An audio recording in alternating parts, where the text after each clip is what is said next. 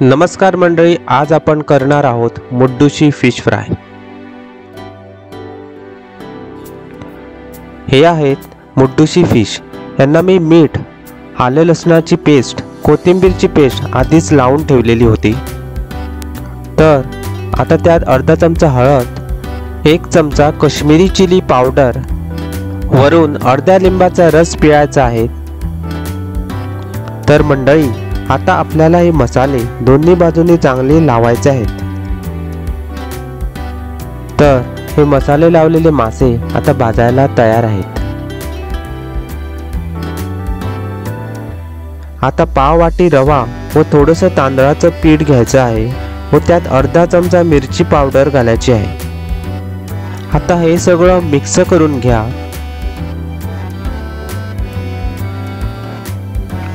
आता हा रवा माशांना दोन्ही बाजूनी चांगला लावायचा आहे।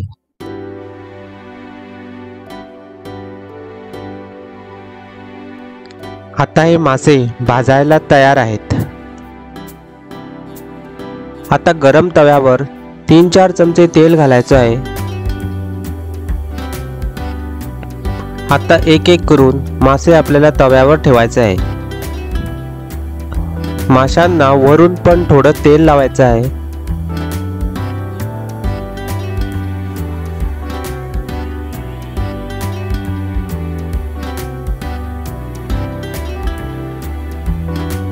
आता हे मासे चांगले दोन्ही बाजूनी भाजून घ्यायचे आहेत।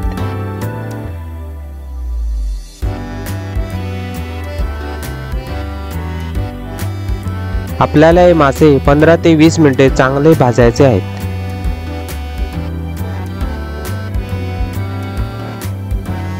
आता भाजलेले मासे एका प्लेट मध्ये काढून घेतोय। मासे भाजले की गरम गरम खायला मजा येते। तुम्ही ही रेसिपी नक्की करून बघा, तुम्हाला नक्की आवडेल।